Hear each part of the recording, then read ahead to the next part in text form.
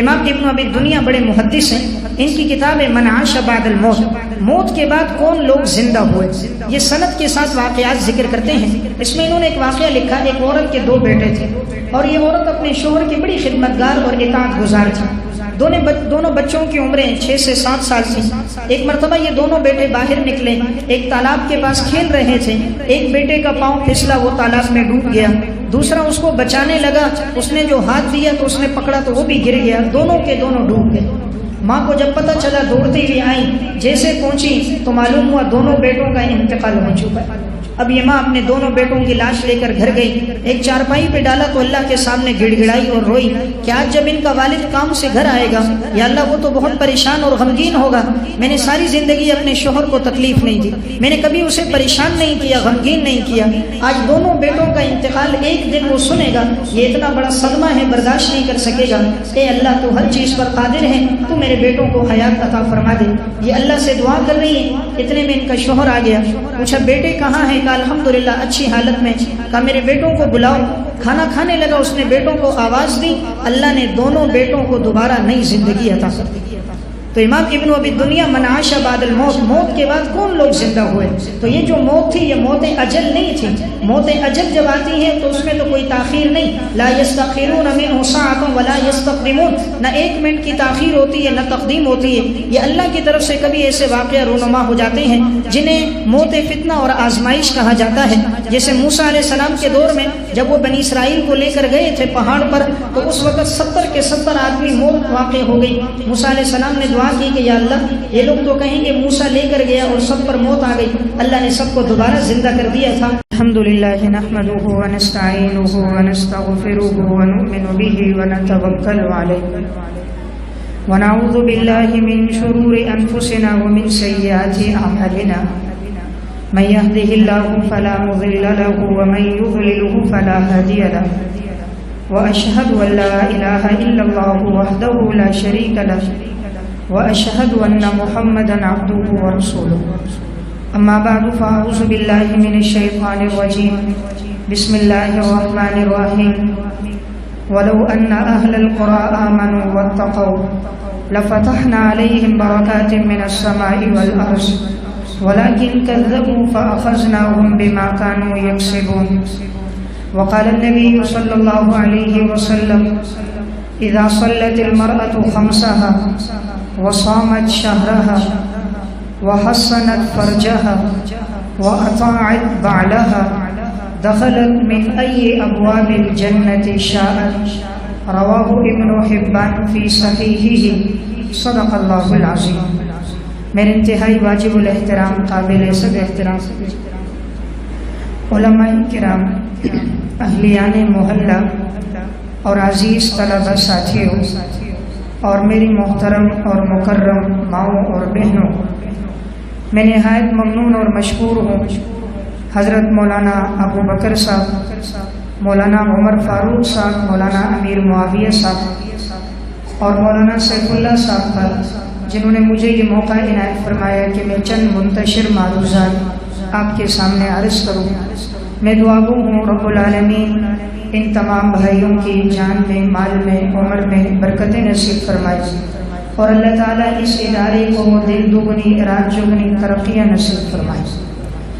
الحمدللہ یہ بڑے خوش قسمت لوگ ہیں، ان کے والد محترم حضرت علامہ مولانا اللہ وسایہ صاحب نور اللہ مرقدہ آج وہ دنیا میں نہیں ہیں، لیکن انہوں نے اپنی اولاد کی ایسی تربیت کی جو ہم جیسے طالب علموں کے لیے مشعل راہ ہے کہ الحمدللہ ان کے 8 بیٹے ہیں، 4 بیٹیاں ہیں اور سب کے سب قرآن کریم کے حافظ ہیں۔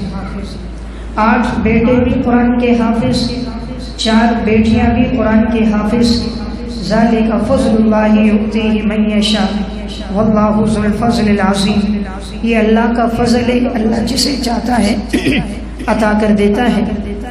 الحمدللہ یہ بھائیوں میں بھی 4 بھائی علماء ہیں، مولانا ابو بکر صاحب، مولانا عمر فاروق صاحب، مولانا امیر معاویہ صاحب اور مولانا سیف اللہ صاحب، اور 3 بہنیں بھی ان کے عالمہ ہیں۔ تو اللہ تعالیٰ نے جو گھرانہ عطا فرمایا وہ سب کا سب علم و عمل کے ساتھ الحمدللہ متصف ہے۔ تو یہ ان کے والدین کے لیے بہت بڑا صدقہ جاریہ ہے۔ آج ان کے والد محترم دنیا میں نہیں ہیں، رمضان المبارک کا یہ بابرکت مہینہ شروع ہونے والا ہے، تو ان کے یہ بچے جو بھی قرآن کریم کی تلاوت کریں گے، عمل کریں گے، ان کے والد کے لیے بہت بڑا اجر و ثواب کا یہ ذریعہ ہوگا۔ ان کی والدہ بھی بڑی خوش قسمت ہیں جنہوں نے اپنے بچوں کے اس نہج پر تربیت کی۔ تو ہم میں سے ہر ایک بھی یہ نیت کر کے اٹھے کہ ہم بھی اپنے بچوں کو قرآن کریم کا حافظ بنائیں، عالم بنائیں، تاکہ اگر ہم لوگ دنیا میں نہ ہوں تو ہمارے یہ بچے جو بھی عبادت کریں تو اس کا پورا پورا اجر و ثواب ہمیں بھی ملے۔ چونکہ مجھے یہ بتایا گیا ہے کہ الحمدللہ خواتین کی ایک بڑی تعداد میری گفتگو سن رہی ہیں، اسی لیے میں ان کی مناسبت سے 7 معروضات عرض کروں گا۔ الحمدللہ مردوں کو تو دین سیکھنے کا، سننے کا موقع ملتا رہتا ہے، جمعے کے بیانات میں بھی، دروس میں بھی، لیکن خواتین کو دین سیکھنے کا، سننے کا موقع کبھی کبھی ملتا ہے۔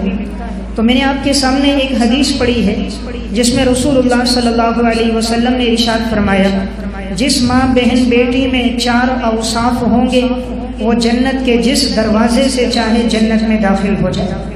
آپ صلی اللہ علیہ وسلم نے ارشاد فرمایا، اذا صلت المرأة خمسها، نمبر 1 جب کوئی عورت 5 وقت نماز پڑھے، نمبر 2 وصامت شہرها، 1 مہینے رمضان المبارک کے روزے رکھے، نمبر 3 وحسنت فرجها، اپنی عزت اور آبرو کی حفاظت کرے، نمبر 4 واطاعت بعلها، اپنے خاوند کی اطاعت کرے، دخلت من ای ابواب الجنت شاءت، وہ جنت کے جس دروازے سے چاہے جنت میں داخل ہو جائے۔ یہ بشارت آپ صلی اللہ علیہ وسلم نے مردوں کے لیے بیان نہیں فرمائی، یہ خوشخبری صرف اور صرف عورتوں کے لیے ہے۔ تو ان کا جنت میں جانا کتنا آسان ہے کہ اگر یہ 4 باتیں جس ماں بہن بیٹی میں ہوں گی، امام الانبیاء صلی اللہ علیہ وسلم نے فرمایا وہ جنت کے جس دروازے سے چاہے جنت میں داخل ہو جائے۔ تو سب سے پہلی بات آپ صلی اللہ علیہ وسلم نے فرمائی، اذا صلت المرأة خمسها، جب کوئی عورت 5 وقت نماز کا اہتمام کرے۔ شریعت نے عورتوں کے لیے بڑی سہولت رکھی کہ اگر ان کے ایام شروع ہو جائیں تو فرمایا ان پر نمازوں کی قضا نہیں ہے۔ مرد پر کبھی نماز معاف نہیں ہوتی، بیماری کے ایام میں بھی اس نے نماز پڑھنی ہے، لیکن عورتوں کے لیے کتنی سہولت رکھی گئی کہ حیض و نفاس کے ایام میں جو نمازیں رہ گئی ان کی قضا نہیں۔ تو شریعت نے اتنی آسانی رکھی ہے، پھر بھی اگر بقیہ ایام میں عورتیں سستی کریں تو یہ بڑے غفلت کی بات ہے اور بڑی بدبختی کی بات ہے۔ حضرات سلف میں نماز کا کتنا اہتمام ہوتا تھا۔ امام اعمش رحمۃ اللہ علیہ کا واقعہ حلیۃ الاولیاء میں ہے۔ امام ابو نعیم اصفہانی لکھتے ہیں کہ ان کی زندگی کے 70 سال اس طرح گزرے کہ ان سے تکبیر اولی فوت نہیں ہوئی۔ 70 سال، ہماری زندگی کے تو شاید 70 گھنٹے بھی ایسے نہیں ہوں گے کہ ہم سے کوئی تکبیر اولی فوت نہ ہوئی ہو۔ 24 گھنٹے کا دن ہے تو 3 دنوں کے اندر 72 گھنٹے بن جاتے ہیں، تو شاید بہت مشکل سے کبھی ایسا ہوتا ہوگا کہ تینوں دن تکبیر اولی کا اہتمام ہو۔ تو یہ ایسے لوگ گزرے کہ 70 سال تک جماعت نہیں، تکبیر اولی کے ساتھ انہوں نے نماز ادا کی۔ امام ابو نعیم اصفہانی رحمۃ اللہ علیہ نے حلیۃ الاولیاء میں سعید بن مسیب رحمۃ اللہ علیہ کے حالات میں لکھا، مانودی للصلاۃ منذ 40 سنة الا وسعید بن المسیب فی المسجد، 40 سال سے سعید بن مسیب کا معمول تھا وہ آذان سے پہلے مسجد میں موجود ہوتے تھے۔ یعنی نماز کا اتنا اہتمام تھا۔ جو ماں بہن بیٹی نماز کا اہتمام کریں، رب العالمین آگ کے شعلوں میں بھی ان کی اولاد کی حفاظت فرماتا ہے۔ عربی کی کتاب الجواہر فی عقوبۃ اہل الکبائر، اس میں انہوں نے ایک واقعہ لکھا۔ ایک خاتون نماز پڑھنے لگی تو اس نے سوچا کہ میں پہلے تندور جلا دیتی ہوں، جتنی دیر میں تندور گرم ہوگا میں اپنی نماز اطمینان سے پڑھ لوں گی۔ اس نے پہلے تندور جلا دیا، تندور گرم ہونے لگا، خاتون اپنی نماز پہ کھڑی ہو گئی۔ اس کا ایک چھوٹا بچہ تھا، اس کو اپنے قریب اس نے بٹھا دیا۔ اب جیسے اس نے نماز شروع کی تو شیطان اس بچے کو آہستہ آہستہ تندور کے پاس لے جاتا گیا۔ چونکہ بچہ گھسٹتا ہوا جا رہا تھا، شیطان نے اس کا رخ تندور کی طرف موڑ دیا۔ اب گرم تندور ہے اور دل میں یہ وسوسہ شیطان ڈال رہے نماز توڑ دو اور اپنے بچے کو بچاؤ کہیں تندور میں گر نہ جائے۔ خاتون نماز کے اندر منہمک ہیں، یہاں تک کہ شیطان نے بچے کو تندور میں پھینک دیا۔ اب دل میں بات آئی کہ نماز جلدی توڑ تو ہو سکتا ہے بچہ نکل آئے، بچہ بچ جائے۔ اگرچہ فقہی اعتبار سے مسئلہ تو یہ ہے اگر کوئی تندور میں گر جائے، کوئی آگ میں گر جائے، کوئی چھت سے گرتا ہوا نظر آئے تو انسان نماز توڑ سکتا ہے، کوئی سمندر میں گر رہا ہو نماز توڑ سکتا ہے، اگرچہ شریعت نے اجازت دی ہے۔ لیکن اس خاتون کا اللہ سے تعلق بن گیا تھا، نماز میں منہمک تھی، خشوع اور خضوع تھا، تو یہ نماز کے اندر ہی رہی۔ شیطان نے بچے کو تندور میں پھینک دیا، خاتون اطمینان سے نماز پڑھتی رہی۔ جب نماز مکمل ہوئی تندور پر آئی تو کیا دیکھا؟ اللہ رب العزت نے تندور میں جتنے بھی انگارے تھے ان کو یاقوت اور زمرد کی صورت میں تبدیل کر دیا، اور وہ بچہ اس یاقوت اور زمرد کے ساتھ تندور میں کھیل رہا تھا۔ رب العالمین تو ہر چیز پر قادر ہے، اگر اللہ رب العزت تندور کے انگاروں کو یاقوت اور زمرد میں بدل دے تو یہ اللہ تعالیٰ کی قدرت سے کوئی بعید نہیں۔ تو من کان للہ کان اللہ لہ، جو اللہ کا ہو جاتا ہے اللہ بھی اس کا ہو جاتا ہے۔ تو واقعہ سنانے کا مقصد یہ ہے، اس خاتون نے اپنی توجہ نماز پہ رکھی تو اللہ رب العزت نے تندور کے اندر بھی اس کے بچے کی حفاظت فرما دی۔ اس لیے پہلی گزارش، اذا صلت المرأة خمسها، جب کوئی عورت 5 وقت اپنی نماز کا اہتمام کرے، اس لیے کوشش ہو، رمضان المبارک کا بابرکت مہینہ آ رہا ہے، 5 نمازوں کا اہتمام ہو، کوئی نماز چھوٹنے نہ پائے۔ نماز ایک ایسا عمل ہے، قبر میں جو انسان سے پہلا سوال ہے وہ نماز کے بارے میں ہے۔ خدا نہ کرے اگر اس میں سستی اور غفلت ہے تو انسان عذاب قبر میں اس گناہ کی وجہ سے مبتلا ہوتا ہے۔ امام ذہبی رحمۃ اللہ علیہ متوفی 748 ہجری نے اپنی کتاب الکبائر میں ایک واقعہ لکھا۔ ایک شخص کی ہمشیرہ کا انتقال ہو گیا تو اپنی ہمشیرہ کی تدفین میں شریک رہا۔ اس دوران اس کے کچھ ضروری کاغذات ایک تھیلے میں تھے، تو جب اپنی بہن کو دفنا رہا تھا تو وہ کاغذات قبر میں رہ گئے، اسے یاد نہ رہا، یہاں تک کہ قبر کو اوپر سے بند کر دیا گیا۔ جب یہ گھر آیا تو اسے یاد آیا کہ وہ میرے کاغذات قبر میں رہ گئے۔ علماء سے مسئلہ پوچھا، انہوں نے کہا جب قبر کو ایک دفعہ بند کر دیا جائے تو اسے کھولنا جائز نہیں۔ اس نے کہا میرے بڑے ضروری کاغذات ہیں۔ تو جب انہوں نے کہا اگر واقعی بہت ضروری ہے تو قبر کو ایک جانب سے کھول کر تم نکال دو۔ جب قبر کو ایک جانب سے کھولا گیا اور اس بھائی نے قبر میں جو نظر ڈالی تو کیا دیکھا کہ اس کی بہن آگ کے شعلوں میں جل رہی ہے، عذاب قبر میں وہ مبتلا ہے اور سخت تکلیف کی حالت میں ہے۔ اس نے قبر کو بند کیا اور روتا ہوا گھر آیا، اپنی والدہ سے کہنے لگا ہماری بہن کی زندگی میں کوئی گناہ ہوگا کہ وہ عذاب قبر میں مبتلا ہو گئی، حالانکہ تھوڑی دیر ابھی گزری ہے۔ پوچھا اماں جی کون سا گناہ ہو سکتا ہے؟ تو ماں نے روتے ہوئے کہا بیٹا تمہاری بہن نماز پڑھنے میں سستی کرتی تھی، میں اس سے کہتی تھی کہ بیٹی نماز پڑھو تو یہ کہتی کہ اماں جی پڑھ لوں گی، نماز میں غفلت کرتی، سستی کرتی، توجہ نہ کرتی، اس وجہ سے شاید یہ عذاب میں مبتلا ہوگی۔ تو امام ذہبی الکبائر میں فرمانے لگے کہ جو نماز میں تاخیر کرے جب وہ اس قدر عذاب میں مبتلا ہے تو جو نماز ہی نہ پڑھے وہ کتنے عذاب میں مبتلا ہوگا۔ اس لیے میری پہلی گزارش تھی اذا صلت المرأة خمسها، 5 وقت نماز کا اہتمام ہو۔ نمبر 2 وصامت شہرہا، 1 مہینے روزے رکھنے کا اہتمام ہو۔ رمضان المبارک کا مہینہ شروع ہو رہا ہے، شریعت نے بڑی آسانی رکھی، فرمایا پورے سال میں صرف 1 مہینے روزے رکھنے ہیں، 360 دنوں میں صرف 30 دن یا 29 دن روزے رکھنے ہوتے ہیں، باقی پورا سال انسان کے لیے بڑی آسانی ہے۔ شریعت نے روزہ فرض نہیں کیا، اس لیے معمولی عذر کی وجہ سے روزہ ترک نہ کریں۔ آپ صلی اللہ علیہ وسلم نے فرمایا اگر کوئی رمضان کا 1 روزہ چھوڑ دے ساری زندگی بھی روزہ رکھتا رہے، رمضان کے 1 روزے کا بدل نہیں ہو سکتا، اس لیے معمولی عذر کی وجہ سے روزہ ترک نہ کیا جائے۔ بعض نزلہ، زکام، بخار، کھانسی اس قسم کے امراض میں روزہ چھوڑ دیتے ہیں، اس سے اجتناب کیا جائے، یہ بہت بڑی عبادت ہے۔ سلف میں تو ایسی عورتیں گزری وہ رمضان کے علاوہ بھی پوری زندگی روزہ رکھا کرتی تھیں۔ علامہ ابن جوزی رحمہ اللہ نے صفت الصفوہ میں حفصہ بنت سیرین کے حالات میں لکھا یہ سمت کی وہ خاتون ہیں جو روزانہ 15 سپارے قرآن کریم کی تلاوت کرتی تھی اور ہر دن روزہ رکھتی تھی۔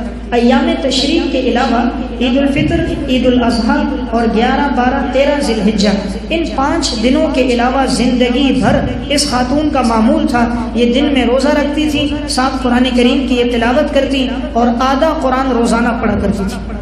ہمارے لیے 1 مہینہ روزہ رکھنا مشکل ہے، انہوں نے اپنی ساری زندگی اس میں گزاری۔ علامہ ابن جوزی نے صفت الصفوہ میں منصور بن معتمر کے حالات میں لکھا، فرمایا کہ یہ وہ انسان ہے 40 سال انہوں نے اس طرح گزارے کہ 40 سال دن بھر ان کا روزہ ہوتا تھا اور رات بھر پوری رات یہ قیام میں گزار دیتے تھے۔ تو دن روزے میں رات قیام میں ان لوگوں نے اتنی عبادتیں کی ہیں، اس لیے میں نے دوسری بات رکھی روزوں کا اہتمام ہے۔ تیسری بات آپ صلی اللہ علیہ وسلم نے فرمائی وَحَسَّنَتْ فَرْجَهَا، اور جو ماں بہن بیٹی اپنی عزت اور آبرو کی حفاظت کرے۔ عورت کے پاس سب سے بڑا زیور اس کا سونا نہیں ہے، عورت کی خوبصورتی اس کے لباس سے نہیں ہے، عورت کے لیے زینت اللہ رب العزت نے اس کی عفت اور پاک دامنی میں رکھی ہے۔ جو عورت جتنی پاک دامنی کی زندگی گزارے گی اللہ رب العزت کے ہاں وہ اس قدر محبوب اور پسندیدہ ہوگی۔ اس لیے جو عورت اپنی حیا کی پاک دامنی کی حفاظت کرے اس کے لیے جنت کی بشارت ہے۔ حضرات سلف میں عورتیں کیسی گزری، انہوں نے اپنی حیا اور پاک دامنی کی کیسی حفاظت کی۔ میں ایک واقعہ عرض کرتا ہوں، اس سے پہلے ایک جملہ عرض کر دوں۔ اگر کوئی عورت اپنی عزت کی حفاظت کرنا چاہے اللہ سمندر کے موجوں میں بھی اس کی حفاظت کرواتا ہے، اور اگر وہ نہ کرنا چاہیں تو گھر کی چار دیواری بھی اس کی عزت اور آبرو کی حفاظت نہیں کر پاتی۔ سلف میں جو عورتیں گزری ان کی زندگی کیسی تھی؟ علامہ یافعی رحمہ اللہ نے روض الریاحین فی حکایات الصالحین میں ایک واقعہ لکھا۔ فرماتے ہیں کہ عبد الواحد بن زید رحمۃ اللہ علیہ بیت اللہ کا طواف کر رہے تھے تو انہوں نے دیکھا کہ ایک خاتون طواف کر رہی ہے اور ایک بچے کو اپنے کندھے پر اٹھایا ہوا ہے، ہر قدم پر اللہ کا شکر ادا کرتی ہے کہ یا اللہ تو نے ماضی میں میرے اوپر بڑے احسانات کیے ہیں۔ تو یہ کہتے میں نے آواز دے کر پوچھا اللہ تعالیٰ نے تم پر کون سے ایسے احسانات کیے تم ہر قدم پر اللہ کا شکر ادا کرتی ہو؟ اس خاتون نے اب اپنا واقعہ سنایا۔ باپردہ خاتون تھی، اس نے کہا آج سے چند سال قبل کی بات ہے کہ میں کشتی کے سفر میں جا رہی تھی اور یہ بچہ اس وقت دودھ پیتا میرا بچہ تھا۔ ہم کشتی میں جا رہے تھے، درمیان میں جیسے پہنچے سمندر میں اچانک ایسا ہوا سمندر کی موجوں میں طغیانی آئی اور پانی جیسے کشتی میں داخل ہوا تو کشتی کے تختے ٹوٹنے لگ گئے، جتنے کشتی میں سوار تھے سب کے سب ڈوب گئے، سب کا انتقال ہو گیا، لیکن دو تختوں پر باقی رہے۔ ایک تختے پر میں اور میرا یہ بچہ بچ گیا اور ایک تختہ ٹوٹ کے الگ ہوا تو اس پر ایک حبشی انسان باقی رہا جو حبشہ کا رہنے والا تھا، باقی کوئی بھی نہیں بچا۔ زندگی موت تو اللہ کے حکم سے ہوتی ہے، جس کے لیے اللہ موت کا فیصلہ کر دے اسے کوئی زندگی نہیں دے سکتا، جسے اللہ بچانا چاہے اسے کوئی موت نہیں دے سکتا۔ تو کہتے ہیں یہ دو تختوں پہ ہم باقی رہے، باقی سب ڈوب گئے۔ اب یہ خاتون واقعہ سنانے لگی کہ میں اللہ کا شکر کر رہی تھی، اللہ تعالیٰ نے ہمیں نئی زندگی دے دی۔ یہ جو حبشی تھا یہ پانی کو آہستہ آہستہ ہلاتے ہوئے میرے تختے کے قریب آیا اور میرے تختے پہ چھلانگ لگا کے بیٹھ گیا، اور اب یہ معاذ اللہ مجھے گناہ کی دعوت دینے لگا کہ دیکھنے والا کوئی نہیں ہے، سب سمندر میں ڈوب گئے، میں ہوں اور آپ ہوں۔ غلط ارادے کے ساتھ قریب آنے لگا۔ خاتون نے اس کو سمجھایا بدبخت آدمی تو دیکھ نہیں رہا، ہمارے سامنے کتنے لوگ ڈوب گئے اور ان کا انتقال ہو گیا، اللہ نے ہمیں نئی زندگی دے دی، اللہ کا شکر ادا کر۔ ابھی بھی ہم سمندر کی موجوں میں اگر کوئی موج آئی اور ہمارے تختے کو الٹ دیا تو ہم میں سے کوئی بھی باقی نہیں بچے گا۔ لیکن چونکہ اس پر شہوت غالب تھی اس نے ایک بات نہ سنی، کہا اگر تم نے میری خواہش پوری نہ کی میں تمہیں بھی تمہارے بچے کو بھی پانی میں ڈبو دوں گا۔ چونکہ اس حبشی کی قد و قامت بھی بہت تھی، جسم بھی بہت فربا تھا، یہ خاتون کہتی اب میں سوچنے لگی کہ اب میں کیا کروں۔ تو اس کی گود میں یہ بچہ سویا ہوا تھا، اس نے اپنے بچے کو ایک چونٹی لگائی تو بچہ رونے لگ گیا۔ تو اس نے اس سے کہا تھوڑی دیر صبر کرو، یہ بچہ سو جائے پھر سوچیں گے جو تم کہہ رہے ہو۔ اب یہ اللہ کی طرف متوجہ ہو گئی اور رب العالمین سے دعا کرنے لگی اے اللہ میں نے ساری زندگی اپنی عزت اور آبرو کی حفاظت کی، میرے شوہر کے علاوہ کوئی میرے قریب نہیں آیا، آج یہ بدبخت مجھ زبردستی کر کے مجھے گناہ میں مبتلا کرنا چاہ رہا ہے، اے اللہ تو ہر چیز پر قادر ہے، تو میری عزت اور آبرو کی سمندر کی موجوں میں حفاظت فرما۔ ہر چیز پر قادر تو اللہ کی ذات ہے۔ اب جب بچہ رو رہا تھا تو اب وہ سونے لگتا تو یہ ماں پھر چونڈی مار دیتی تاکہ بچہ روئے، کسی طرح یہ وقت گزرتا جائے اور کوئی اللہ کی مدد آ جائے یا پیچھے سے کوئی کشتی آ جائے۔ پھر بچہ سونے لگتا، وہ پاؤں پہ نیچے سے چونڈی لگاتی، پھر وہ رونے لگ جاتا۔ حبشی نے کافی دیر دیکھی بچہ سویا نہیں، اس بدبخت نے وہ بچہ اس سے کھینچا اور سمندر میں پھینک دیا۔ اب اس ماں کے سامنے اس کا بچہ سمندر میں پھینک دیا۔ اب جب یہ غلط ارادے کے ساتھ قریب ہونے لگا اچانک سمندر کے اندر سے ایک جانور نکلا، نہایت دیو ہیکل ایک بڑا جانور تھا، اس نے ایک لقمہ بنایا، اس حبشی کو لقمہ بنا کر سمندر میں چلا گیا۔ اب یہ خاتون کہتی ہے میں اکیلی تخت پہ باقی رہ گئی اور میں پانی کو ہلاتے ہلاتے ایک جزیرے پر پہنچی، میں وہیں پر گھاس کھایا، میں نے پانی پیا، دعا کرنے لگی اللہ کی کوئی مدد آئے، کوئی پیچھے سے کوئی کشتی آئے تاکہ میں بیٹھ کر منزل پہ پہنچوں۔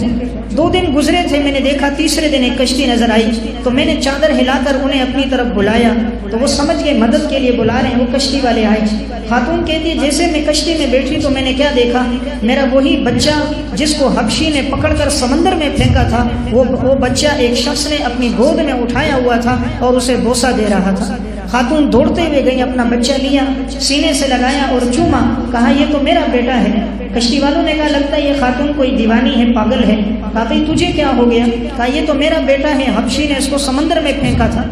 अब वो समझ गए औरत सच कह रही है। अब उन्होंने वाकया सुनाया, कहा गुज़िश्ता कल की बात है, हम समंदर में आ रहे थे, अचानक हमारी कश्ती के सामने एक जानवर नमूदार हुआ और उसकी पुश्त के ऊपर ये बच्चा बैठा हुआ था और एक गैबी आवाज़ थी, इस बच्चे को लेकर अपनी कश्ती में बैठा दो वरना हम तुम्हारी कश्ती को उलट देंगे। तो कहा हमने उस बच्चे को ले लिया।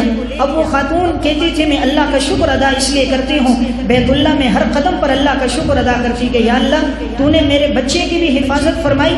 जिस बच्चे को हबशी ने पानी में फेंका, पानी मौत नहीं दे सकता जब तक पानी के पैदा करने वाले का हुक्म न दे।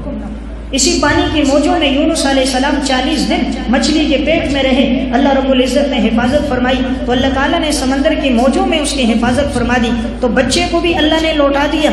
उस औरत की भी इज्जत और आबरू की हिफाजत हो गई और अल्लाह ने उसकी जान की भी हिफाजत कर दी। तो मैं वाकया ये सुना रहा था कि अगर औरत अपनी आबरू की हिफाजत करना चाहे तो अल्लाह समंदर की मौजों में भी उसकी इज्जत की हिफाजत फरमा देता है, और अगर वो हिफाजत न करना चाहे समंदर की मौजें भी फिर उसकी इज्जत और आबरू के मुहाफिज नहीं बन सकती। इसलिए तीसरी गुजारिश है कि माँ बहन बेटी जो भी मेरी गुफ्तगू सुन रही हैं वह हसनत फरजहा, वो अपनी इज्जत और आबरू की हिफाजत फरमाए, यही औरत के पास ज़ेवर है। अल्लामा इब्न क़य्यिम रहमतुल्लाह अलैह मुतवफ़्फ़ा 751 हिजरी की किताब है रौज़तुल मुहिब्बीन व नुज़हतुल मुश्ताक़ीन, इसमें इन्होंने वाक़या लिखा, एक शख्स हज के लिए जाने लगा, उसके 300 ऊँट थे, उसने किराए पर दिए। उसका मकसद था लोग किराए पर उसकी सवारियाँ लेकर जाएं, और उसको किसी ने बताया था कि फलां खातून को भी सवारी चाहिए है। अल्लाह ने खातून को हुस्न व जमाल दिया था, तो उसने वो सवारी उसे किराए पर दी और कहा मैं तुमसे किराया नहीं लूँगा। मकसद था कि ये मेरा इसके ऊपर एहसान होगा, ताकि एहसान की वजह से मैं अपनी ख्वाहिश को पूरा करूँ। जब ये काफिला रवाना हुआ, दरमियान में पहुंचे, रात का वक्त हुआ, सारे काफिले वाले जंगल में सोए हुए हैं, तो ये मालिक इसके पास आया और अपने पाँव से उस औरत के पाँव को ठोकर देने लगा, जगाने लगा। उसने पूछा तुम क्यों आए? कहा माज़अल्लाह मैं चाहता हूँ अपनी ख्वाहिश को पूरा करूँ। उसने कहा तुम्हें शर्म नहीं आती? बैतुल्लाह का इरादा है, हज का सफ़र है और तुम्हारे दिल में ये नीयत मौजूद है। उसने कहा कोई देखने वाला नहीं, सब सो चुके हैं। खातून ने एक जुमला कहा अफनामत ऐनु रब्बिल आलमीन, क्या रब्बुल आलमीन की आंखें भी सो गई? दुनिया वाले तो सो गए, ये दुनिया का पैदा करने वाला भी सो गया। ये रात का अंधेरा है लेकिन अंधेरे का पैदा करने वाला तो जाग रहा है, वो तो हुवल हय्युल क़य्यूम है। बस ये जुमला इसने कहा, इब्न क़य्यिम कहते हैं एक चीख मारी, वही इसका इंतकाल हो गया। तो ये वो औरतें थी जिन्होंने इज्जत और आबरू की हिफाजत फरमाई। तो मैं अर्ज कर रहा था, आप सल्लल्लाहु अलैहि वसल्लम ने फरमाया जिस औरत में 4 बातें होंगी वो जन्नत के जिस दरवाजे से चाहे दाखिल हो जाए। पहली बात आपने फरमाई इदा सल्लतिल मरअतु खम्सहा, जो 5 वक्त नमाज का एहतमाम करे। नंबर 2 सामत शहरहा, 1 महीने रमज़ान के रोज़े रखे। नंबर 3 हसनत फरजहा, अपनी इज्जत और आबरू की हिफाजत करे। और नंबर 4 अताअत बालहा, चौथी सिफत क्या है कि वो अपने खावन की इताअत करे। जो खातून अपने शोहर की इताअत करती है, रब्बुल आलमीन के यहाँ वो औरत बड़ी पसंदीदा औरत होती है। बस औक़ात अल्लाह रब्बुल इज़्ज़त इताअत की वजह से ऐसे वाक़यात भी रोनुमा कर देता है जो आदत के बरखिलाफ होते हैं। इमाम इब्न अबी दुनिया बड़े मुहद्दिस हैं, इनकी किताब है मन आश बादल मौत, मौत के बाद कौन लोग जिंदा हुए, ये सनद के साथ वाक़यात जिक्र करते हैं। इसमें इन्होंने एक वाक़या लिखा, एक औरत के 2 बेटे थे और ये औरत अपने शोहर की बड़ी खिदमतगार और इताअत गुजार थी। दोनों बच्चों की उम्रें 6 से 7 साल थी। एक मरतबा ये दोनों बेटे बाहर निकले, एक तालाब के पास खेल रहे थे। एक बेटे का पाँव फिसला, वो तालाब में डूब गया। दूसरा उसको बचाने लगा, उसने जो हाथ दिया तो उसने पकड़ा तो वो भी गिर गया। दोनों के दोनों डूब गए। माँ को जब पता चला दौड़ती हुई आई, जैसे पहुंची तो मालूम हुआ दोनों बेटों का इंतकाल हो चुका है।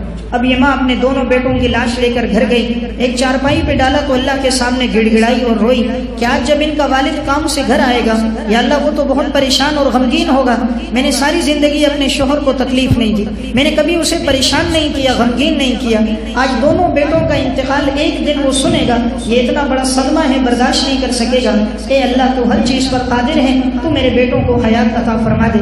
یہ اللہ سے دعا کر رہی ہے، اتنے میں ان کا شوہر آ گیا، پوچھا بیٹے کہاں ہیں؟ کہا الحمدللہ اچھی حالت میں، کہا میرے بیٹوں کو بلاؤ، کھانا کھانے لگا، اس نے بیٹوں کو آواز دی، اللہ نے دونوں بیٹوں کو دوبارہ نئی زندگی عطا کر دی۔ تو امام ابن ابی دنیا من عاش بعد الموت، موت کے بعد کون لوگ زندہ ہوئے؟ تو یہ جو موت تھی یہ موت اجل نہیں تھی، موت اجل جب آتی ہے تو اس میں تو کوئی تاخیر نہیں، لا یستاخرون منه ساعة ولا یستقدمون، نہ ایک منٹ کی تاخیر ہوتی ہے نہ تقدیم ہوتی ہے، یہ اللہ کی طرف سے کبھی ایسے واقعہ رونما ہو جاتے ہیں جنہیں موت فتنہ اور آزمائش کہا جاتا ہے۔ جیسے موسیٰ علیہ السلام کے دور میں جب وہ بنی اسرائیل کو لے کر گئے تھے پہاڑ پر، تو اس وقت 70 کے 70 آدمی موت واقع ہو گئی، موسیٰ علیہ السلام نے دعا کی کہ یا اللہ یہ لوگ تو کہیں گے موسیٰ لے کر گیا اور سب پر موت آ گئی، اللہ نے سب کو دوبارہ زندہ کر دیا تھا، تو اسی لیے مفسرین نے لکھا تھا یہ موت اجل نہیں تھی۔ تو میں عرض یہ کر رہا تھا کہ اللہ نے شوہر کی اطاعت میں اس عمل کے اندر کتنی بڑی طاقت رکھی کہ اس عورت کی شوہر کی اطاعت کی وجہ سے اللہ نے اس کے بچوں کو نئی زندگی عطا کر دی۔ اس لیے 4 باتیں آپ صلی اللہ علیہ وسلم نے فرمائی، تو ہر عورت اپنے اندر یہ 4 باتیں لے کر آئے۔ نمبر 1 5 وقت نماز کا اہتمام، نمبر 2 1 مہینہ رمضان کے روزے، نمبر 3 عزت کی حفاظت، نمبر 4 شوہر کی اطاعت۔ میں اس کے ساتھ 4 باتیں مزید عرض کر کے اپنی بات ختم کروں گا۔ 5ویں بات جو ہر عورت اپنی زندگی میں لے کر آئے وہ ہے قرآن کریم کی تلاوت، چونکہ رمضان المبارک کا مہینہ وہ ہے جس میں اللہ نے قرآن کو نازل کیا، شہر رمضان الذی انزل فیہ القرآن، رمضان کا وہ مہینہ ہے جس میں قرآن نازل ہوا ہے، اس لیے کوشش کریں روزانہ کم از کم 2 سے 3 سپارے تلاوت ہوں تاکہ اس ماہ مبارک میں کثرت سے قرآن کریم کی تلاوت ہو جائے۔ امت میں ایسی مائیں گزری جو اس مہینے میں روزانہ 1 قرآن اور 10 سپارے پڑھتی تھی۔ شیخ الحدیث مولانا زکریا صاحب رحمۃ اللہ علیہ کی دادی، انہوں نے اس کا واقعہ آپ بیتی میں، اور مولانا ابو الحسن علی ندوی نے مولانا محمد الیاس اور ان کی دینی دعوت میں لکھا، یہ خاتون رمضان میں روزانہ 1 قرآن اور 10 سپارے تلاوت کرتی تھی۔ 40 سپارے پڑھنا اس خاتون کا معمول تھا۔ پھر اسی کی گود میں جو پروان چڑھے ہیں وہ مولانا محمد الیاس صاحب ہیں، جن سے اللہ نے اتنا بڑا کام لیا کہ آج دنیا کے 7 بر اعظم میں ہدایت کی ایک فضا پھیلی ہوئی ہے، لاکھوں لوگوں کو اللہ نے ہدایت دی، تو پیچھے بنیاد کیا بنی؟ اس خاتون کی تربیت۔ تو اسی خاتون کا بیٹا ہے مولانا محمد الیاس، اور دوسرا بیٹا ہے مولانا یحییٰ، جنہوں نے الکوکب الدری اور لامع الدراری لکھی۔ تو میں عرض کر رہا تھا اس امت کی مائیں اتنی کثرت سے پڑھتی تھی۔ میں اسی امت کی خاتون کا واقعہ سناتا ہوں جس نے 40 سال اپنی زندگی کے ایسے گزارے کہ اس نے قرآن کے علاوہ کوئی بات نہیں کی۔ آج تو ہماری ماؤں بہنوں بیٹیوں کی زبان پہ قرآن آتا نہیں، جب دیکھیں یا چغلی ہوگی یا کسی کے بارے میں گفتگو ہوگی یا گانا ہوگا یا ڈائیلاگ ہوں گے یا ویسے لایانی گفتگو ہوگی۔ امت کی مائیں ایسی گزری کہ انہوں نے قرآن کے علاوہ کوئی بات ہی نہیں کی۔ یہ واقعہ المستطرف فی کل فن مستظرف، اس کے صفحہ 62 اور 63 پر، اور ابجد العلوم کی پہلی جلد میں یہ واقعہ ہے۔ حضرت عبداللہ بن مبارک رحمۃ اللہ علیہ فرماتے ہیں، میں حج کر کے واپس آ رہا تھا تو ایک جنگل سے میرا گزر ہوا، میں نے دیکھا ایک درخت کے نیچے ایک خاتون بیٹھی ہوئی ہے، باپردہ عورت ہے، میں سمجھ گیا یہ راستہ بھول گئی ہے، اس کے پاس سواری بھی نہیں، زادرہ اور توشہ بھی نہیں، لگتا ہے یہ سفر سے کہیں آئی اور بھٹک گئی، تو کیوں نہ اس کو منزل تک پہنچا دوں، چونکہ جنگل اور بیابان ہے، دور دور تک کسی انسان کا نام و نشان نہیں۔ عبداللہ بن مبارک خاتون کے پاس گئے، خاتون کو سلام کیا، السلام علیکم ورحمۃ اللہ، خاتون نے وعلیکم السلام نہیں کہا، قرآن کی آیت پڑھی، سلام قولا من رب الرحیم۔ عبداللہ بن مبارک رحمہ اللہ نے سوال کیا، اماں جی آپ اس جنگل میں اکیلی کیا کر رہی ہو؟ خاتون نے قرآن کی آیت پڑھی، من یضلل اللہ فلا ہادی لہ، جو راستے سے بھٹک جائے اس کی کوئی رہنمائی نہیں کر سکتا، اشارہ کیا میں راستے سے گم ہو گئی اس لیے یہاں بیٹھی ہوئی۔ عبداللہ بن مبارک نے تیسرا سوال کیا، اماں جی کتنے دن ہو گئے آپ یہاں موجود ہو؟ خاتون نے قرآن کی آیت پڑھی، ثلاث لیال سویہ، 3 دن مکمل ہو چکے ہیں میں یہاں موجود ہوں۔ عبداللہ بن مبارک نے کہا، اماں جی کہاں سے آئی ہو؟ آپ نے کہاں جانا ہے؟ خاتون نے قرآن کی آیت پڑھی، سبحان الذی اسری بعبدہ لیلا من المسجد الحرام الی المسجد الاقصی، میں مسجد حرام بیت اللہ سے حج کر کے آئی ہوں اور میں نے مسجد اقصی فلسطین جانا ہے۔ یعنی ہر بات کا جواب قرآن کریم سے۔ عبداللہ بن مبارک رحمہ اللہ نے کہا اماں جی آپ نے 3 دن میں کچھ کھایا پیا نہیں ہوگا کیونکہ آپ کے پاس زاد راہ نہیں، توشہ نہیں، یہ کھانا میرے پاس موجود ہے، آپ کھانا کھا لیں۔ خاتون نے قرآن کی آیت پڑھی ہوا یطعمنی ویسقین، میرا رب مجھے کھلاتا بھی ہے، میرا رب مجھے پلاتا بھی ہے۔ عبداللہ بن مبارک رحمہ اللہ نے کہا اماں جی آپ نے کچھ کھایا نہیں ہوگا، تھوڑا سا کھانا لے لو۔ کھانا کھول کر سامنے رکھا، خاتون نے قرآن کی آیت پڑھی اتموا الصیام الی اللیل، روزے کو رات تک پورا کرو۔ اشارہ کیا میں روزے کی حالت میں ہوں، مجھے کھانے کی حاجت نہیں۔ عبداللہ بن مبارک رحمہ اللہ نے کہا اماں جی یہ رمضان کا مہینہ تو نہیں، یہ ذی الحجہ کا مہینہ ہے اور آپ نے اس میں بھی روزہ رکھا ہوا ہے، توڑ دیں۔ خاتون نے قرآن کی آیت پڑھی ومن تطوع خیرا فإن اللہ شاکر علیم، جو انسان نفلی عمل بھی کرے اللہ بڑا قدردان جاننے والا ہے، نفلی عمل پر بھی اجر و ثواب دیتا ہے۔ عبداللہ بن مبارک رحمۃ اللہ علیہ کہتے میں نے کہا اماں جی اس جنگل میں آپ نماز بھی پڑھتی ہیں، نماز کے لیے وضو ضروری، وضو کے لیے پانی ضروری، یہاں دور دور تک پانی کا نام و نشان کوئی نہیں، آپ وضو کس طرح کرتی ہیں؟ خاتون نے قرآن کی آیت پڑھی فلم تجدوا ماء فتیمموا صعیدا طیبا، اگر تمہیں پانی نہ ملے پاکیزہ مٹی سے تیمم کر لیا کرو۔ تو کہا پانی موجود نہیں تھا، مٹی تو موجود تھی، میں تیمم کر کے نماز پڑھتی تھی۔ اب عبداللہ بن مبارک رحمہ اللہ نے کہا اماں جی اگر آپ چاہو میں آپ کو قافلے تک پہنچا کر آ جاؤں۔ خاتون خوش ہو گئی، یہ تو بہت اچھی بات ہے۔ انہوں نے اپنی سواری کو نیچے بٹھایا، خاتون سے کہا آپ سواری پر سوار ہو جاؤ۔ خاتون سواری پر بیٹھنے لگی، عبداللہ بن مبارک کو مخاطب کر کے قرآن کی آیت پڑھی قل للمؤمنین یغضوا من ابصارہم، ایمان والو اپنی نگاہوں کو جھکا دو کہ کہیں ایسا نہ ہو میں بیٹھوں اور باد مخالف سے ہوا چلے، میرا دوپٹہ سرک جائے، دامن سرک جائے تو کہیں جسم پہ نگاہ نہ پڑ جائے، تو تم اپنی نگاہوں کو جھکاؤ۔ عبداللہ بن مبارک نے اپنا رخ دوسری طرف کر دیا، نگاہیں جھکا دی، خاتون سواری پر بیٹھ گئی۔ اب اس نے سفر کی وہ دعا پڑھی جو قرآن کریم میں موجود ہے سبحان الذی سخر لنا ھذا وما كنا له مقرنین وانا الی ربنا لمنقلبون۔ اب ابن مبارک نے سواری کو اٹھایا، جب سواری چلنے لگی تو وہ تیز رفتار سواری تھی اور یہ خاتون چونکہ بوڑھی تھی تو اچانک سواری کے اوپر سے نیچے گر گئی۔ جب گر گئی عبداللہ بن مبارک نے اپنی سواری کو مارنے لگے، غصہ اتارنے لگے۔ خاتون نے قرآن کی آیت پڑھی وما اصابکم من مصیبت فبما کسبت ایدیکم، انسان کو جو مصیبت پہنچتی ہے اس کے اعمال کی وجہ سے پہنچتی ہے، یعنی سواری کو کچھ نہ کہو یہ ہمارا کوئی گناہ ہوگا جس کی وجہ سے میں اوپر سے نیچے گری ہوں۔ اب عبداللہ بن مبارک نے کہا اماں جی آپ صبر کرو، میں پاؤں باندھ لیتا ہوں تاکہ آپ تسلی سے بیٹھ جاؤ۔ خاتون نے قرآن کی آیت پڑھی ففہمناہا سلیمان، اللہ تعالیٰ نے سلیمان کو بڑی سمجھ عطا کی، یعنی بڑی عقل مندی کی تم نے بات کی۔ انہوں نے پاؤں باندھے، خاتون تسلی کے ساتھ بیٹھ گئی۔ اب عبداللہ بن مبارک کہتے میں سواری کو تیز تیز لے کر چلنے لگا۔ خاتون نے قرآن کی آیت پڑھی وقصد فی مشیک واغضض من صوتک، اللہ کے بندے اپنی رفتار میں اعتدال لے کر آؤ اور اپنی آواز کو پست کرو، تیز کیوں چل رہے ہو، اطمینان سے چلتے جاؤ۔ اب عبداللہ بن مبارک کہتے میں اطمینان سے چل رہا تھا لیکن میں اشعار پڑھتا ہوا جا رہا تھا، چونکہ عرب کے لوگ فی البدی شاعر ہیں تو یہ اشعار بھی پڑھ رہے ہیں، ساتھ ساتھ سواری کی نکیل پکڑ کے جا رہے ہیں۔ خاتون نے قرآن کی آیت پڑھی فقرؤوا ما تیسر من القرآن، اللہ کے بندے پڑھنا ہے تو قرآن پڑھ، تو اشعار کیوں پڑھ رہا ہے؟ اب عبداللہ بن مبارک کہتے ہیں میں قرآن بھی پڑھ رہا ہوں، چلتے چلتے ہمیں قافلہ نظر آ گیا۔ میں نے خاتون سے پوچھا یہ قافلہ ہے، اس میں کون ہے؟ آپ کا بیٹا ہے، بھائی ہے، شوہر ہے، قافلے کے اندر کون آپ کا موجود ہے محرم؟ خاتون نے قرآن کی آیت پڑھی المال والبنون زینت الحیات الدنیا، مال اور اولاد دنیا کی زینت ہے، اشارہ کیا قافلے میں میرا بیٹا موجود ہے۔ انہوں نے کہا یہ تو بہت بڑا قافلہ ہے، کیسے پتہ چلے گا آپ کا بیٹا کون ہے؟ خاتون نے قرآن کی 3 آیتیں پڑھی واتخذ اللہ ابراہیم خلیلا وکلم اللہ موسیٰ تکلیما واذکر فی الکتاب اسماعیل، کہ میرے ایک بیٹے کا نام ابراہیم ہے، ایک بیٹے کا نام موسیٰ ہے، ایک بیٹے کا نام اسماعیل ہے۔ اب عبداللہ بن مبارک کہتے میں نے کہا اماں جی ہو سکتا ہے ابراہیم نام کے 2 ہوں، اسماعیل نام کے 2 ہوں، کیسے پتہ چلے گا؟ خاتون نے قرآن کی آیت پڑھی وعلامات وبالنجم هم يهتدون، میرے بیٹے وہ ہیں جس کے ذریعے اللہ لوگوں کو ہدایت دیتا ہے، یعنی اشارہ کر دیا اللہ قافلے والوں کو ان کے ذریعے ہدایت دیتا ہے۔ اب یہ کہتے میں گیا، میں نے آواز لگائی کہ ابراہیم کون، اسماعیل کون، موسیٰ کون؟ تینوں نوجوان دوڑتے ہوئے آئے، پوچھا چچا جان کیا ہوا؟ میں نے کہا راستے میں یہ خاتون ملی ہے، معلوم نہیں کون ہے۔ انہوں نے کہا یہ تو ہماری والدہ ہے جو ہم سے بچھڑ گئی تھی۔ تینوں دوڑتے ہوئے اپنی ماں کے پاس گئے، تینوں نے سلام کیا۔ خاتون نے قرآن کی آیت پڑھی سلام قولا من رب الرحیم، اب خاتون نے اپنے تینوں بیٹوں کو مخاطب کر کے قرآن کی آیت پڑھی فَبَعَثُوا أَحَدَكُمْ بِبَرِيقِكُمْ هَٰذِهِ إِلَى الْمَدِينَةِ فَلْيَنظُرْ أَيُّهَا أَزْكَىٰ طَعَامًا، پیارے بیٹوں دوڑتے ہوئے جاؤ بازار سے عمدہ قسم کا کھانا مہمان کے لیے لے کر آؤ۔ تینوں بیٹے گئے بازار سے کھانا لایا، عبداللہ بن مبارک کے سامنے رکھ دیا۔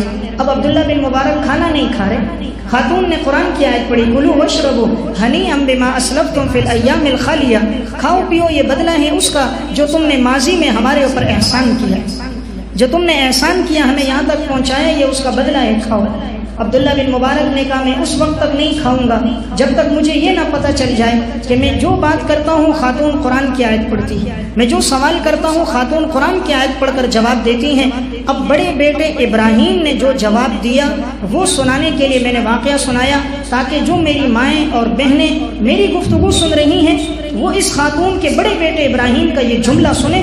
اس بڑے بیٹے نے کہا منذ 40 سنۃ لم تتکلم الا بالقرآن، 40 سال ہو گئے ہماری ماں نے قرآن کے علاوہ کوئی بات نہیں کی، 40 دن نہیں، 40 مہینے نہیں، منذ 40 سنۃ 40 سال ہو گئے، لم تتکلم الا بالقرآن، قرآن کے علاوہ ہماری ماں کوئی بات ہی نہیں کرتی۔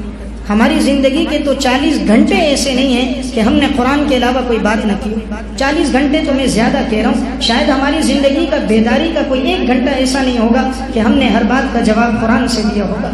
تو جب امت کی مائیں ایسی گزری، انہوں نے اپنی زندگی ایسی تقویٰ میں گزاری تو اللہ نے انہیں ایک مقام عطا فرمایا۔ اس لیے میں نے 5ویں گزارش جو عرض کی ہے وہ ہے قرآن کریم کی تلاوت کا اہتمام۔ 6ٹھی میری گزارش یہ ہے اپنی اولاد کی تربیت کرتے ہوئے اپنے بچوں کے دلوں میں نبی اکرم صلی اللہ علیہ وسلم کی محبت ڈالیں، دین کی محبت ڈالیں، قرآن کریم کی محبت ڈالیں، تربیت یوں کریں جس طرح سلف کی ماؤں نے تربیت کی۔ سلف کی ماؤں نے کیسی تربیت کی؟ میں 2 واقعات عرض کروں گا جس سے بات سمجھ آئے گی۔ اسلاف امت کی مائیں اپنی اولاد کی کیسی تربیت کرتی تھی۔ علامہ ابن اسیر جزری رحمۃ اللہ علیہ نے اسد الغابہ فی معرفت الصحابہ میں حضرت خنسہ رضی اللہ تعالیٰ عنہ کے حالات میں واقعہ لکھا۔ جنگ قادسیہ کا موقع تھا، حضرت عمر رضی اللہ تعالیٰ عنہ نے اعلان کر دیا جس گھر میں نوجوان ہو انہیں جہاد کے لیے تیار کر دوں۔ تو چنانچہ نوجوانوں کو جہاد کے لیے تیار کیا جا رہا تھا، کہا جس کے پاس مال ہو وہ بھی مال کے ساتھ تعاون کر دیں۔ لوگ مال بھی دے رہے ہیں، نوجوانوں کو بھی بھیج رہے ہیں۔ ایک خاتون تھی حضرت خنسہ رضی اللہ تعالیٰ عنہ، اس خاتون کے 4 نوجوان بیٹے تھے۔ اس نے چاروں بیٹوں کو سامنے بٹھا کر اپنی زندگی کا آخری ایک خطبہ دیا، کہا پیارے بیٹوں تم لوگ حلال سے پیدا ہوئے ہو، حرام سے پیدا نہیں ہوئے، یعنی تم نکاح سے پیدا ہوئے ہو، معاذ اللہ بدکاری سے تم پیدا نہیں ہوئے۔ کل تم میدان جنگ میں جاؤ گے تو تم نے سینے پہ زخم کھانے ہیں تاکہ تمہارا خون تمہاری پاؤں کی انگلیوں پہ گرے۔ تمہیں زخم پشت پہ نہیں لگنے چاہیے کہ تمہارا خون تمہاری پاؤں کی ایڑیوں پہ نہیں گرنا چاہیے۔ ایڑی پہ تب خون گرتا ہے جب زخم پشت پہ لگتا ہے، اور پشت پہ زخم تب لگتا ہے عموماً جب آدمی میدان جنگ سے بھاگتا ہے۔ اس لیے کہا سینے پہ زخم کھانے ہیں۔ اس ماں نے چاروں بیٹوں کو سینے سے لگایا، پیشانی کو چوما اور جنگ قادسیہ میں چاروں کو روانہ کر دیا۔ اللہ کا کرنا یہ چاروں بیٹے جنگ قادسیہ میں گئے، بڑی شجاعت اور بہادری کے ساتھ لڑتے رہے، لڑتے لڑتے آخر چاروں کی شہادت ہو گئی۔ حضرت عمر رضی اللہ تعالیٰ عنہ کو پتہ چلا، حضرت بھی تھوڑی دیر کے لیے پریشان ہو گئے کہ کس طرح اس خاتون کو خبر دیں گے آپ کے 4 بیٹے شہید ہو گئے۔ خاوند کی شہادت پہلے ہو گئی، 4 بیٹوں کی ایک جنگ میں شہادت ہو گئی۔ چاروں نوجوان وہی اس ماں کے لیے دنیا میں اسباب کے درجے میں وہی سہارا تھے۔ حضرت حذیفہ بن یمان کو بھیجا کہ جا کر اس خاتون کو تسلی دینا۔ وہ گئے، دستک دی دروازے پر۔ حضرت خنسہ نے پوچھا کون؟ فرمایا حضرت عمر کا قاصد ہوں۔ کہا کیسے آنا ہوا؟ کہا غم کی خبر ہے۔ کہا کیا خبر؟ کہا آپ کے 4 بیٹے شہید ہو گئے لیکن آپ صبر کرو۔ خاتون نے اندر سے جواب دیا غم کی نہیں خوشی کی خبر، غم کی نہیں خوشی کی خبر ہے الحمدللہ کہ میرے 4 بیٹے شہید ہوئے۔ پھر یہ خاتون گئی، 2 رکعت نماز پڑھی اور یہ دعا کر رہی تھی یا اللہ تیرا شکر ہے، پہلے میرا شوہر شہید ہوا، اب میرے 4 بیٹے شہید ہوئے۔ کل روز محشر میں فخر کر سکوں گی کہ میں وہ عورت ہوں جس کے 4 بیٹوں نے اعلاء کلمت اللہ کے لیے قربانی دی۔ تو میں نے ایک بات یہ عرض کی، مائیں اپنی اولاد کے دلوں میں دین کی محبت ڈالیں۔ میں آخری ایک واقعہ عرض کروں گا اس امت کی اس ماں کا جس نے اپنے بچے کے دل میں کیسی دین کی محبت ڈالی تھی اور خود اس کے اپنے دل میں دین کا کیا جذبہ تھا۔ بڑا ایمان افروز واقعہ علامہ ابن جوزی رحمۃ اللہ علیہ نے صفت الصفوہ میں نقل کیا۔ ابو قدامہ شامی رحمۃ اللہ علیہ اپنے دور کے بڑے عالم بھی ہیں اور بڑے مجاہد بھی گزرے۔ ایک دفعہ ایسا ہوا کہ ابو قدامہ شامی لوگوں کو تیار کرنے لگے جہاد کے لیے، تو یہ ایک جگہ آئے، انہوں نے بیان شروع کر دیا۔ ان کے بیان میں عورتیں بھی شریک تھیں، مرد بھی شریک تھے، عورتیں پردے کے اندر تھیں۔ انہوں نے کہا گھر کے اندر جو مرد ہیں انہیں تیار کرو، اللہ نے جس کو وسعت دی ہے وہ اپنے مال کے ساتھ وہ بھی تعاون کرے۔ چنانچہ انہوں نے ترغیب دی، لوگوں نے اپنے پیسے کے ساتھ تعاون کیا۔ جب ابو قدامہ جانے لگے تو ایک خاتون نے پیچھے سے آواز دی، ابو قدامہ نے مڑ کر دیکھا، خاتون کے ہاتھ میں چمڑے کا تھیلا تھا، ابو قدامہ کو دیا اور ایک رقعہ ابو قدامہ کو دیا۔ ابو قدامہ نے جب وہ رقعہ کھولا اس میں لکھا ہوا تھا کہ آپ نے کہا کہ نوجوانوں کو تیار کرو اور جس کے پاس مال ہو وہ بھی تعاون کرے۔ خاتون نے آگے سے کہا میرا شوہر پہلے شہید ہو گیا اور میرا ایک اکلوتا بیٹا ہے جو میں نے جہاد کے لیے روانہ کیا ہوا ہے، گھر میں صرف میں ہوں اور میری 7 سال کی بیٹی ہے، اس کے علاوہ کوئی نہیں، تو گھر میں کوئی اور مرد نہیں کہ میں اسے جہاد کے لیے بھیجوں۔ دوسری بات کہ تعاون کرو، تو میرے گھر میں کمانے والا کوئی نہیں، گھر کے اندر مال بھی نہیں کہ میں تعاون کروں۔ لیکن اس چمڑے کے تھیلے میں خاتون نے اس کاغذ پہ لکھا تھا، میں نے چمڑے کے تھیلے میں اپنے سر کے بال کاٹ کے ڈالے ہیں، عورت کو سر کے بالوں سے بڑی محبت ہوتی ہے، تو میں نے اپنی زلفوں کے بال کاٹ کے ڈالے کہ میرے ان بالوں کو گھوڑے کی لگام میں شامل کر دینا تاکہ جہاد میں میرا بھی حصہ ہو جائے۔ کیا اس امت کی مائیں تھی کہ انہیں دین سے کیسی محبت، اللہ نے مرد کو حسن داڑھی کے ذریعے دیا، عورت کو حسن سر کے بالوں کے ذریعے دیا۔ اگرچہ شریعت کا حکم نہیں لیکن اس عورت کا ایک ایمانی جذبہ تھا۔ اب وہ کہتے ہیں میں نے وہ بال لیے اور بال لے کر میں نے اس کو لگام میں شامل کر دیا۔ اب یہ کہتے ہیں ابو قدامہ میں جہاد میں نکلا، میں نے دیکھا ایک نوجوان بڑی بہادری اور شجاعت کے ساتھ لڑ رہا ہے، وہ جہاں تیر مارتا ہے وہ تیر فوراً نشانے پہ لگتا ہے، تو مجھے اس کی بہادری بڑی پسند آئی۔ تو ابو قدامہ کہتے ہیں اچانک آگے بڑھتے بڑھتے تیر مارتا رہا، اس کے تیر ختم ہو گئے۔ جب وہ پیچھے پلٹ کر آیا تو مجھ سے تیر ادھار مانگنے لگا۔ ابو قدامہ کہتے ہیں میں نے کہا تم میدان جنگ میں ادھار مانگ رہے ہو؟ کہا چچا جان میرے تیر ختم ہو گئے اس لیے ادھار مانگ رہا ہوں، آپ دے دیں، واپس لوٹ آیا آپ کو تیر دے دوں گا۔ تو ابو قدامہ کہتے ہیں میں نے اس کو تیر دیے لیکن ایک شرط لگائی کہ اگر اللہ نے آپ کو شہادت دے دی تو کل قیامت کے دن چونکہ شہید 70 آدمیوں کی سفارش کرتا ہے تو تم اللہ کے ہاں میری بھی سفارش کرو، اس لیے کہ تم جس طرح بہادری سے لڑ رہے ہو مجھے لگتا ہے اللہ تمہیں شہادت عطا فرمائے گا، لیکن تم مجھے بھولنا نہیں۔ اس نوجوان نے کہا چچا جان اگر اللہ نے شہادت دے دی تو انشاءاللہ میں اللہ کے ہاں آپ کی سفارش کروں گا۔ ابو قدامہ کہتے ہیں میں نے اس کو تیر دے دیے، وہ تیر لے کر آگے بڑھا، جہاں مارتا نشانے پہ لگتا رومی وہیں قتل ہو جاتا، کسی کی گردن کو نشانہ بناتا، کسی کی پیشانی کو، کسی کے سینے کو، آخر تیر مارتے مارتے اس کے تیر ختم ہو گئے۔ یہ دشمنوں کے درمیان میں تھا، اب انہوں نے جو اس پر تیر مارنا دور سے شروع کر دیا تو تیر ایک اس کی کن پٹی پہ لگا، ایک گردن پہ، ایک سینے پر، تو یہ زخمی حالت میں نیچے گر گیا۔ ابو قدامہ نے دیکھا تو لے کر ساتھیوں کو لے کر مدد کے لیے پہنچے، جب وہاں پہنچے دشمن تو بھاگ گئے لیکن یہ زندگی اور موت کی کشمکش میں تھے۔ ابو قدامہ گئے اور ان کے سر کو لیا اپنی گود میں رکھا اور ان کے چہرے کو اپنے رومال اور چادر سے صاف کیا، خون بہت زیادہ بہہ گیا تھا، ان کی پیشانی کو چوما اور کہا نوجوان بیٹا یاد رکھنا میں نے تمہیں کہا تھا اگر اللہ تمہیں شہادت دے دے تو کل قیامت کے دن میری سفارش کرنا۔ وہ نوجوان زخمی حالت میں خون اس کا بہہ رہا ہے، اس نے کہا انشاءاللہ اگر میری شہادت قبول ہو گئی تو میں اللہ کے ہاں ضرور آپ کی سفارش کروں گا، لیکن میرا ایک پیغام ہے جو میری والدہ تک پہنچا دینا، یہ میرا خط بھی پہنچا دینا اور یہ جو میرا تھیلا لٹک رہا ہے یہ میرا تھیلا بھی میری والدہ کو دے دینا۔